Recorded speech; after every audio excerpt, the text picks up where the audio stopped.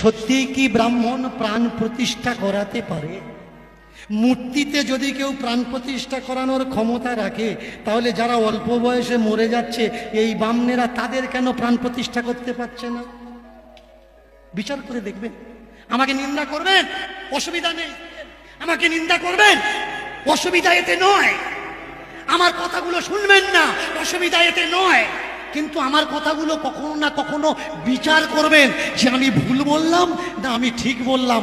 যারা বলে মাটির মূর্তিতে আমরা নয়ন দান করতে পারি, অনেক বয়স্ক লোক তো চোখে দেখাতে পারে না, ডাক্তারের কাছে চোখ অপারেশন করতে যায়, তো কখনো এদের বাড়িতে পাঠিয়ে দিন না, দেখি এরা অন্ধ লোকের দৃষ্টি দান করতে পারে কি পারবে না।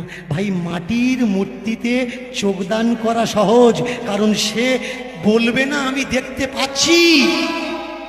কিন্তু একটা অন্ধ মানুষকে চোখদান করা অত সহজ না, কারণ সে বলবে যে আমি দেখতে পাচ্ছি কি পাচ্ছি না। একটা মাটির মূর্তিতে প্রাণ দান করা অনেক সহজ, কারণ সে বলবে না আমি প্রাণ পেয়েছি। একটা মরা মানুষের শরীরে প্রাণ দান করা অনেক কঠিন কাজ, কারণ সে প্রাণ পেলে জেগে উঠে বলবে আমি বেঁচে গেছি। এটা কখনো হয় না। তাই বাঁচুন, জাগুন।